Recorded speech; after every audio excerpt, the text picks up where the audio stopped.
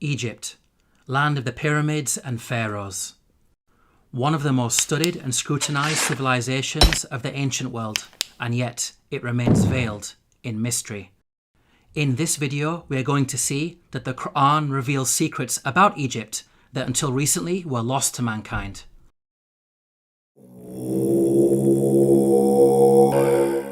Pharaoh was a tyrant in Egypt, enslaving and persecuting the children of Israel. The Quran states the following about the death of Pharaoh and his supporters. فما بكت عليهم السماء والأرض وما كانوا منظرين. Note the words, heaven and earth wept not for them. A recently unearthed pyramid text has granted us new insights into the meaning of this verse. The pyramid text reads, "The sky weeps for you, the earth weeps for you, when you ascend to heaven as a star." Here, the pyramid text praises Pharaoh, claiming that upon his death he will ascend through the sky and claim supremacy of the heavens by becoming a star. We can see that the Quran quotes the pyramid text directly in its rebuttal of Egyptian adulations of Pharaoh. What's amazing is that knowledge of the ancient Egyptian language of hieroglyphics was lost to mankind at the time the Quran was revealed. It wasn't until the discovery of an artifact known as the Rosetta Stone in the 18th century, over 1,000 years after the revelation of the Quran, that mankind has been able to fully decode the hieroglyphics.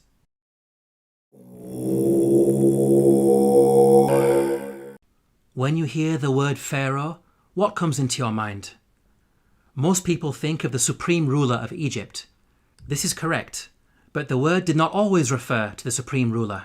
Ancient Egyptian history is divided into different periods. The word Pharaoh, Egyptian Perah, had different meanings depending on the period of Egyptian history.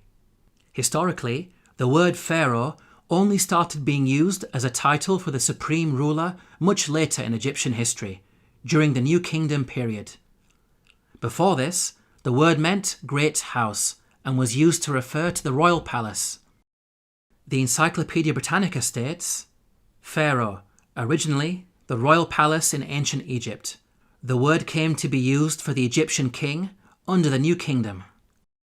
Let's now analyze the Quran's accounts about Egypt in light of these historical facts. Like the Bible, the Quran discusses the prophets Joseph and Moses, who both spent time in Egypt. Joseph is dated by scholars to either the Middle Kingdom or Second Intermediate period, well before Pharaoh meant ruler. In the story of Joseph, the Quran repeatedly uses the word king to refer to the ruler of Egypt. He is never once called Pharaoh. Moses is dated by scholars to the New Kingdom period. In the story of Moses, the Quran repeatedly calls the ruler Pharaoh. He is never called king. We can see that the Quran is accurate in its use of language when it comes to describing the leader of Egypt at different periods in its history. How could the author of the Quran have known this? The only source of information about ancient Egypt that would have been readily available are the Bible-based stories. To claim that the Quran copied from the Bible is problematic because the Bible uses the word Pharaoh to refer to the Egyptian ruler in the story of Joseph, which is historically inaccurate. The Quran cannot have copied from the Bible because the Quran corrects the Bible.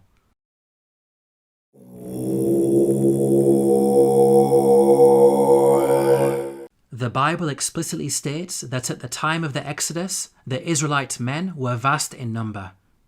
The Israelites journeyed from Ramesses to Sukkoth. There were about 600,000 men on foot, besides women and children.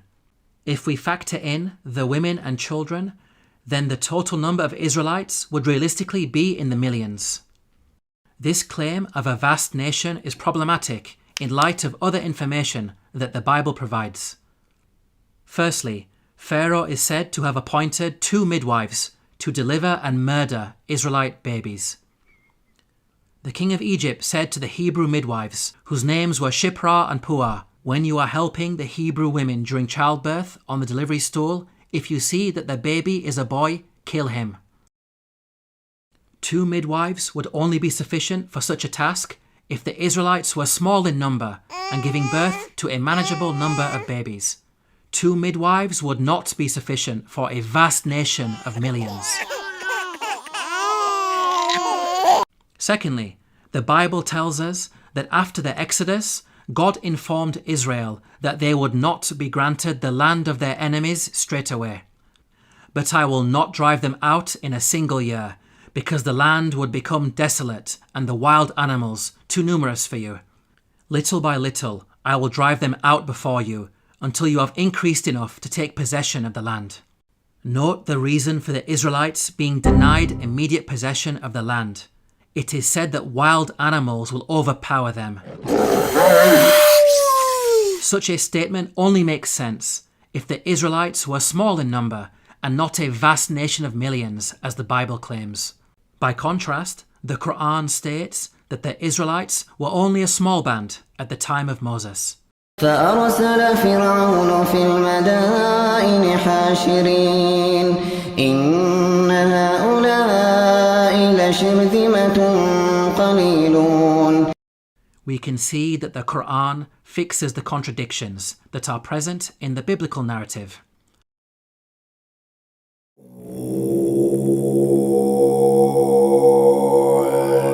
The Quran states that the punishment of crucifixion was used in ancient Egypt from the time of Moses all the way back to the time of Joseph. Now, the word crucifixion typically brings to mind the Roman cross. However, in antiquity, there were different forms of crucifixion.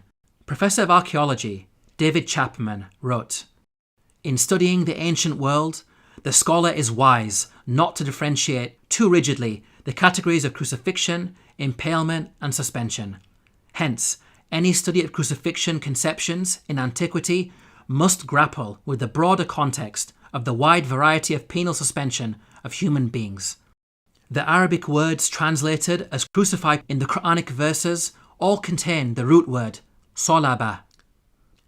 Arabic dictionaries state that this root carries a number of meanings, including to harden or stiffen and to extract oily matter from bones. This word does not only mean death by being hung on a Roman cross.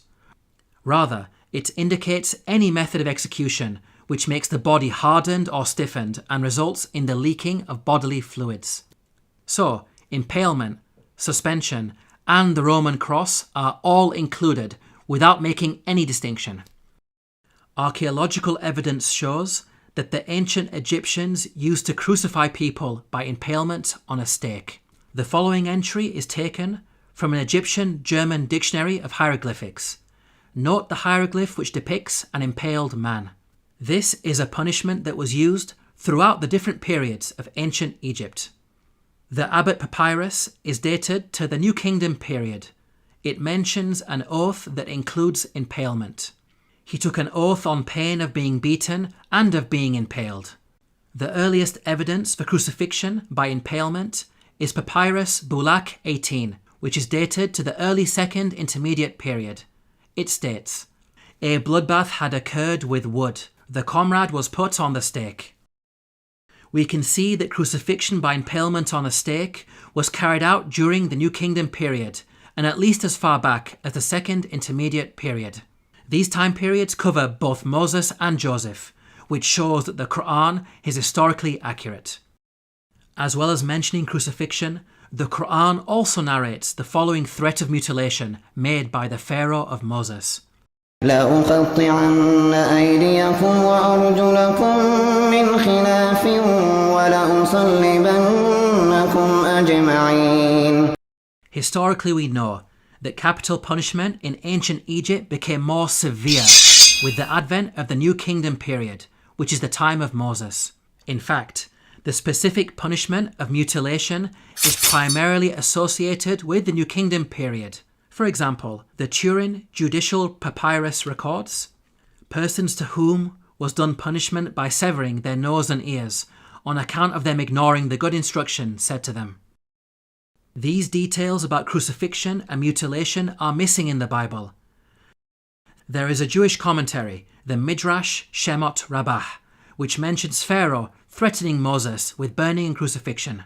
But this is a much later work that was composed centuries after the Quran was revealed.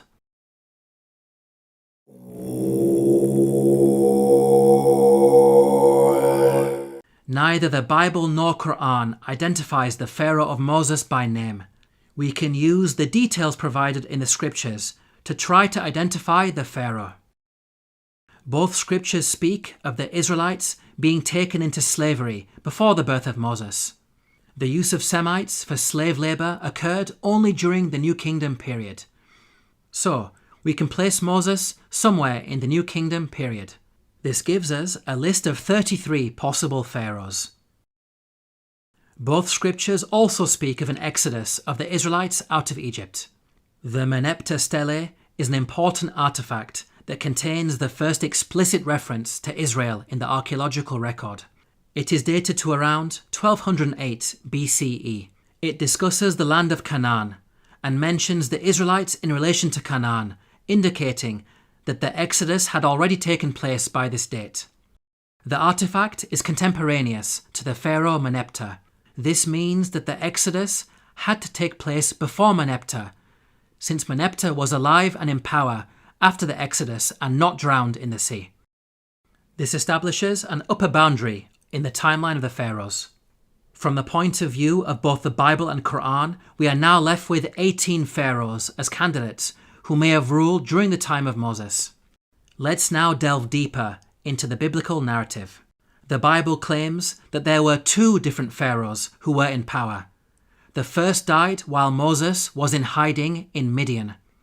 When Pharaoh heard of this, he tried to kill Moses, but Moses fled from Pharaoh and went to live in Midian.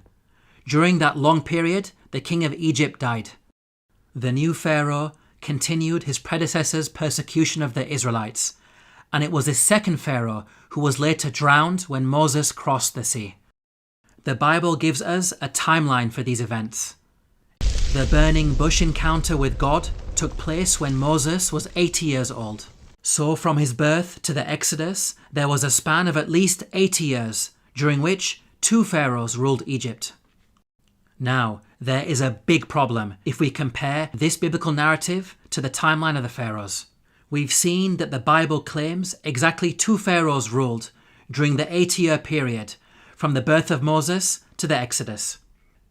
If we consider the number of years that each of the pharaohs ruled, we can see that there is no 80-year period during which only 2 pharaohs ruled. Any given 80-year period will give you at least 3 pharaohs in power. We can see that the biblical narrative contradicts the historical evidence. Let's now compare the Quranic narrative. Unlike the Bible, the Quran depicts a single pharaoh reigning from the birth of Moses all the way up to the Exodus. The Quran informs us that Moses fled to Midian when he reached the age of maturity. The Quran defines the age of maturity as 40 years old. The Quran also informs us that during his time in Midian, Moses spent 8 to 10 years in the service of his father-in-law before returning to Egypt to face Pharaoh. This means that Moses was at least 48 years of age when the Exodus happened.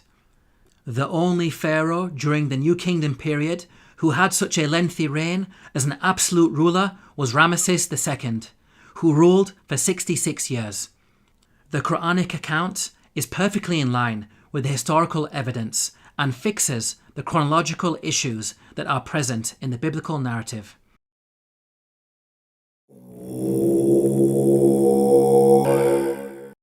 Let's now compare the life and religion of Ramesses II to the claims that the Quran makes about the Pharaoh of Moses. وَإِنَّ فِرْعَوْنَ لَعَالٍ فِي الْأَرْضِ وَإِنَّهُ لَمِنَ الْمُسْرِفِينَ. This claim that the Pharaoh of Moses was extravagant has been proven by archaeological discoveries, which show that Ramesses II was the grandest of the pharaohs. The archaeologist Peter Clayton wrote, "His genuine building achievements are on a Herculean scale." The archaeologist Eric Uphill wrote, "The palace of Ramesses was probably the vastest and most costly royal residence ever erected by the hand of man." The Egyptologist Kenneth Kitchen wrote, Certainly, in his building works for the gods, Ramesses II surpassed not only the 18th dynasty, but every other period in Egyptian history. With regards to the religion of the Pharaoh of Moses, the Quran makes the following claim. فحشر فنادى فقال أنا ربكم الأعلى. The Quran states that the Pharaoh of Moses was arrogant, exalting himself to the position of God. Modern archaeological discoveries have proven this to be true. Ramesses II built the great temple at Abu Simbel to honour himself. Its entrance is flanked by 4 colossal statues of Ramesses II, which dwarf the statue of Ra Horakti, god of the horizon, located above it. This temple also contains an image of Ramesses II making a sacrifice to his divine self.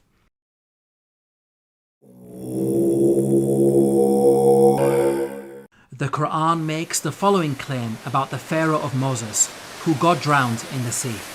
فاليوم ننجيك ببدنك لتكون لمن خلفك آية. We can see that the Quran explicitly states that the Pharaoh's body will be preserved as a sign for future generations.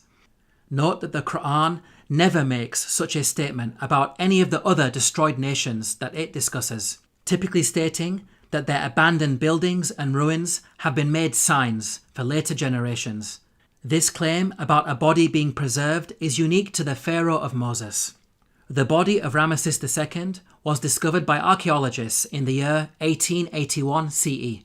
The mummy has been on display in the Cairo Museum, and over the last century, it has been seen by millions of tourists from all over the world. In the following documentary, Sir Tony Robinson states that Ramesses II is one of the few pharaohs whose body has survived largely intact. Just across the river from Luxor lies the famous Valley of the Kings, where Ramesses himself was buried. His mummy was discovered in 1881. One of the few pharaohs whose body has survived largely intact. Historically, priests had concealed his body in a secret location in the year 1000 BCE because of a problem with grave robbers. Nothing was known about his mummy in the intervening period of almost 3,000 years. At the time the Quran was revealed, the whereabouts and fate of Pharaoh's body was unknown. During the 3,000-year period in which the body was hidden, it could easily have been damaged or stolen. It may have even remained lost forever, locked away in its secret location, never to be rediscovered. If you think about it, these statements in the Quran are not only historically accurate, but also represent quite a bold prophecy.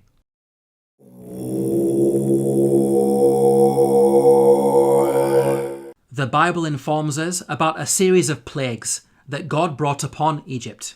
The book of Exodus informs us that the first 6 of these plagues are as follows. First, the Nile was turned into blood. Second, masses of frogs. Third, swarms of mosquitoes. Fourth, swarms of flies. Fifth, the death of livestock. Sixth, boils on people and animals. Now at first glance, this series of plagues in the biblical narrative may seem random and unrelated. However, the Quran sheds light on these events. The Quran states the following about the divine punishments against Egypt. فأرسلنا عليهم الطوفان والجراد والقمل والضفادع والدم آيات مفصلات فاستكبروا. Notice the first punishment mentioned by the Quran, a flood. This is an important detail that is not found in the Bible. This punishment of a flood actually explains the 6 seemingly random and unrelated plagues in the biblical narrative. A flood would result in high concentrations of red earth entering the Nile River and causing a blood-like colour, killing fish and making the water undrinkable, as described in the biblical narrative. This phenomenon is attested to historically, as recorded by a Middle Kingdom Egyptian sage. See, the river is blood. One shrinks from other people and thirsts for water. The rest of the biblical plagues are also easily explained as a consequence of the flood. Frogs, mentioned in plague number 2, are known to fill the land after Nile floods. The death of the frogs recorded in the biblical narrative can be caused by contamination of anthrax that was carried over from the rotting fish. Mosquitoes, mentioned in plague number 3, proliferate after Nile floods, as the pools of water left over from the flooding would have allowed them to overbreed. Swarms of flies, mentioned in plague number 4, will be brought about by the massive death of frogs on the land. The death of pasturing livestock, mentioned in plague number 5, can be explained by anthrax, as brought on the land by the frogs. The boils on humans and cattle, mentioned in plague number 6, may have been caused by bites. The stable fly in particular is infamous for its vicious biting of mammals. We can see that the Quran's mention of a flood easily explains the biblical plagues, which are not random as initially appears to be the case, but in fact a series of interrelated events.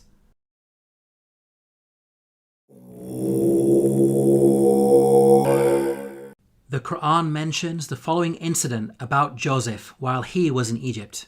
وشروه بثمن بخس دراهم معدودة وكانوا فيه من الزاهدين. Here the Quran states that Joseph was sold for a paltry price. The Arabic phrase used is darahima ma'dudatin, which contains the words dirham and ma'dud. Dirham means a unit of silver coinage or weight. Ma'dud means countable or limited in number. So the Quran is making the claim that Joseph was sold for a small amount of countable silver. There is plenty of historical evidence that standardized units of silver were used in transactions in ancient Egypt. Small pieces of silver, known as shati, were used in trade. The tomb of Nyanknum and Khnumhotep is dated to the Old Kingdom period. It contains a scene of a busy open-air market with goods for sale. Cubits of cloth, for example, are said to be sold for 6 shati. The Rind mathematical papyrus is dated to the Second Intermediate period. It discusses the relative values of gold, silver and lead in terms of shati. Small silver bars bearing the name of Pharaoh Tutankhamun have been dated to the New Kingdom period. They are inscribed with a hieroglyphic which states, Tutankhamun, ruler of Heliopolis in Upper Egypt. Until recently, historians believed that the minting of precious metals was a later Greek invention. These recent Egyptian archaeological discoveries have forced historians to completely revise their understanding of coinage in the ancient world. How is it possible that such knowledge was revealed in the Quran nearly 1,500 years ago? The Bible mentions that Joseph was sold for 20 of silver. However, this sale is said to have taken place with some Arabs outside Egypt. By contrast, the Quran states that the sale took place inside Egypt. So, the Bible could not have been used as a source by the Quran. It is in fact the Bible that contains historical errors when it comes to coinage. For example, the Bible makes the claim that a gold coin known as the darik was used at the time of King David. They gave toward the work on the temple of God 5,000 talents and 10,000 dariks of gold. As historians point out, the darik is named after the Persian leader Darius the Great, who lived hundreds of years after King David. The Jewish Encyclopedia acknowledges this error. A notable instance of anachronism occurs in 1 Chronicles 29:7. Gold dariks, coins which were not struck before the time of King Darius I, i.e., more than 400 years after David.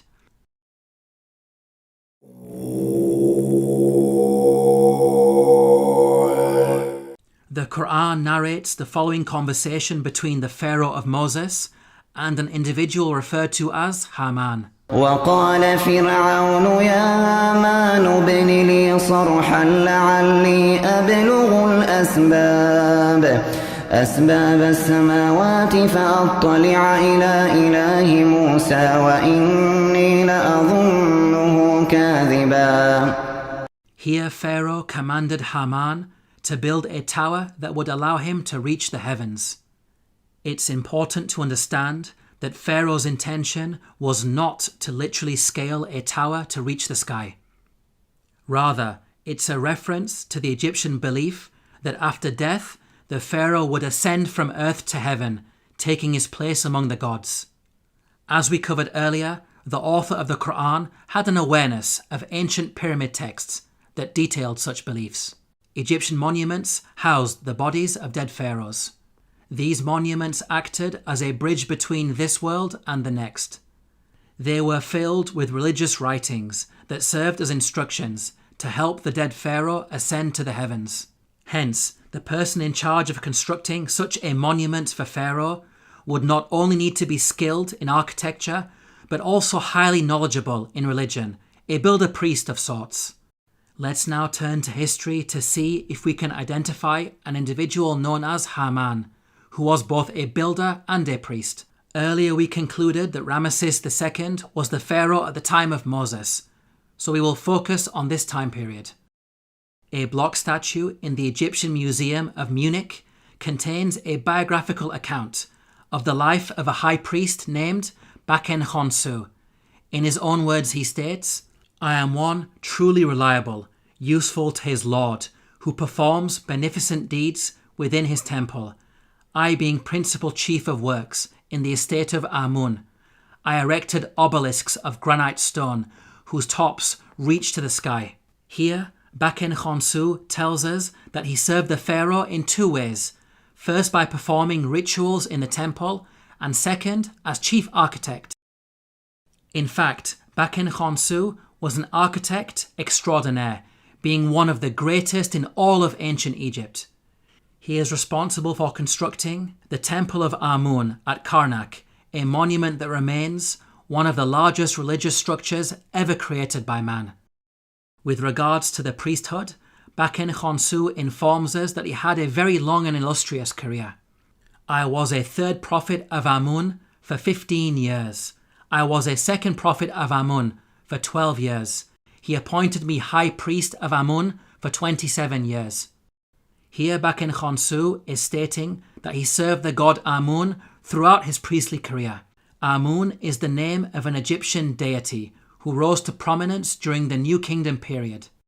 By the time Baken Khonsu died, he had been a priest for many decades, having served Ramesses II as high priest throughout his reign.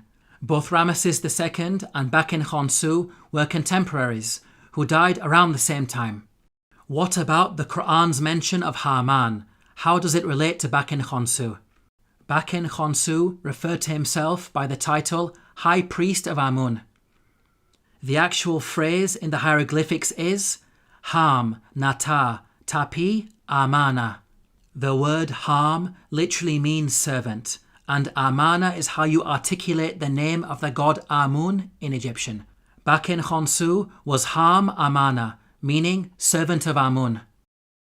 The Quran's mention of Haman may be simply an Arabized version of the Egyptian Ham Amana. Let's now summarize the main points about Baken Khonsu. He was a senior-ranking figure under Pharaoh Ramesses II, acting as both high priest and chief architect. He served in the temple of the god Amun and thus had the title Ham Amana. It is clear that all of the historical evidence fits perfectly with the Quranic narrative. Now it's important to point out that the Bible also mentions a Haman, but the resemblance is only in name. The biblical Haman served under a Persian king and bears no relation to the Quranic Haman of Egypt. Yet again, these are details that are completely missing in the biblical narrative.